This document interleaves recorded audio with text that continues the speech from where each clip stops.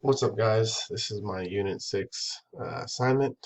Um, I know it looks kind of simple, but it actually took me a while to work on. I'll walk you through some of the steps that I had to go through. So the picture is actually, these are my two friends. I took this with my phone, and it was kind of late at night. This was taken a while back, so it's kind of grainy. I wish it was a little bit clearer, but um, for what I wanted to do with this photo, this was probably the best photo I had for my idea. I used a space background that I got off of Google, this mason jar that I got off of Google, and this galaxy that I got off of Google. So um, first I started with the image of my friends. I used a masking tool to um, clip them out. This took a while because I wanted to make sure that I could get as clear between their hands. Um, that way there's some distinguishing, because if I didn't take the time to go through all those little details, you would see a lot more white against this background. So you can still see some of the, pixels that I missed, but um, over and all in all, that took a little while to do. The background, that's easy. You just basically drag it over on top.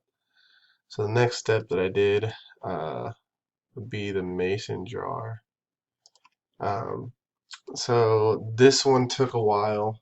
I had to first, open the mason jar into Photoshop, and then I had to isolate the actual jar from the background because it was a white solid background. So then I copy pasted it onto its own transparent background, and then I had to go inside the mason jar and remove the background from inside the mason jar. So that took some time. I wanted to keep some of the details. So I had to go in with the masking tool and really um, go over those. You can see where I went over. That took a lot of time, and it took me a while to understand exactly how to do it properly.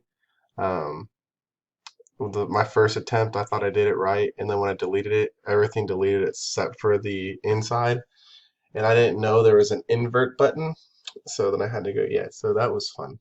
Um, so yeah, there's an invert button. Make sure you click that if you did it backwards. It'll save you a lot of time. Um, then I dragged this background in. It was a bigger file, so it's kind of grainy when it's smushed up into the jar. So for this one, I actually, after I brought it in, I had to mask it as well so that I can make it fit into the jar without hanging over. And that was pretty simple. Um, then the next step after that was add in the jar. Um, later, at my last that's my last step. But my last step, um, I colored the lid gray because it was white, and then I kind of gave it this inner glow, this drop shadow, um, to help kind of give it a little bit of character. Um, the next one, I don't know what that layer is. Interesting. The next thing I did was I lightened them up. So basically, I just made another layer and I screened it and lowered the opacity. That way, it kind of brings them out a little bit more along this galaxy background. Um, then I added in this light flare thing. Um, it was supposed to be easy, at least in my mind it was. I was trying to download the vector arts off of Google, but I couldn't get the backgrounds to isolate. Because you have to pay for that. I didn't really feel like spending money.